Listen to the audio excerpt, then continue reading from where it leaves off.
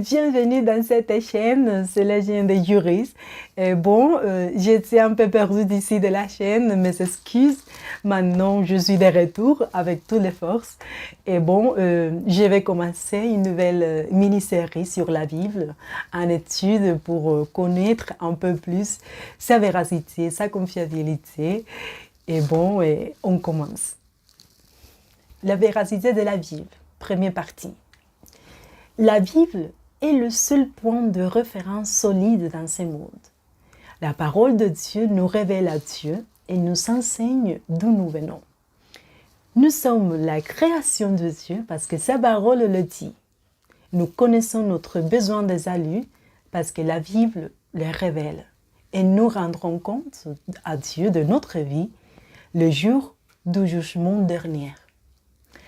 La Bible est le livre le plus important de l'histoire. Elle doit donc être le point de départ de toute étude doctrinale légitime.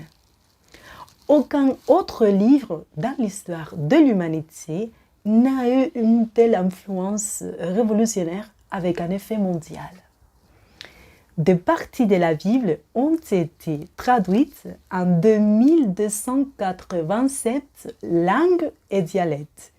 Cela signifie que la Bible reste l'un des livres les plus vendus chaque année et continue de l'être. La Bible est différente de tous les livres écrits par l'homme. Elle est écrite par Dieu pour l'humanité. Elle est la parole de Dieu vivant, son message qui nous est adressé, et elle est aussi connue sous le nom d'écriture. Le mot écriture signifie écriture sainte. Les écritures sont saintes parce que Dieu nous les a données. Aujourd'hui, nous utilisons le mot écriture pour décrire l'Ancien Testament et le Nouveau Testament. Dieu les a inspirés. Amen.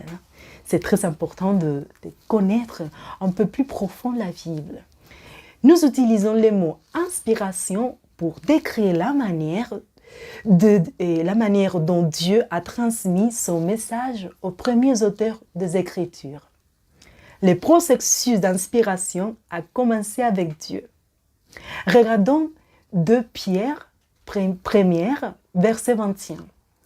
Car ce n'est jamais par une volonté d'homme qu'une prophétie a été apportée, mais c'est poussé par le Saint-Esprit que des hommes ont parlé de la part de Dieu.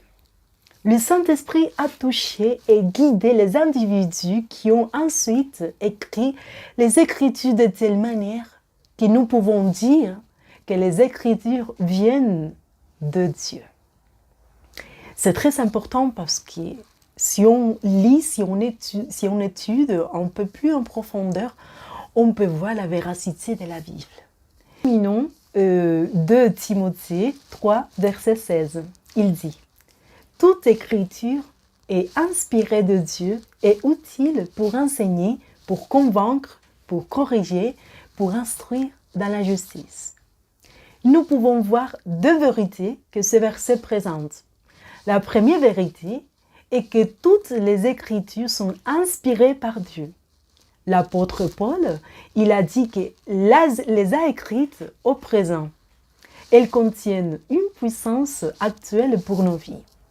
Et la seconde vérité est que toutes les Écritures sont inspirées. Pas qu'une partie, mais toutes. Le mot grec est hébreu pour esprit a le sens littéral de vent ou de souffle. Par son esprit, Dieu a soufflé des paroles de vie aux auteurs de la Bible. Bien que le Saint-Esprit ait donné le message, chaque écrivain a utilisé son propre vocabulaire et sa personnalité s'y reflète également. Le Saint-Esprit a donné le message, mais les auteurs ont écrit avec leurs propres mots. Il les a aidés à choisir les mots et certains appellent cela l'inspiration verbale. L'inspiration verbale, c'est ce qui signifie que le Saint-Esprit a inspiré chaque mot du document original. Puisque nous avons utilisé le terme inspiration, je vous laisse avec sa définition en conclusion. L'inspiration est l'acte spécial du Saint-Esprit par lequel il a conduit les auteurs des Écritures à écrire le message que Dieu leur a donné. Amen.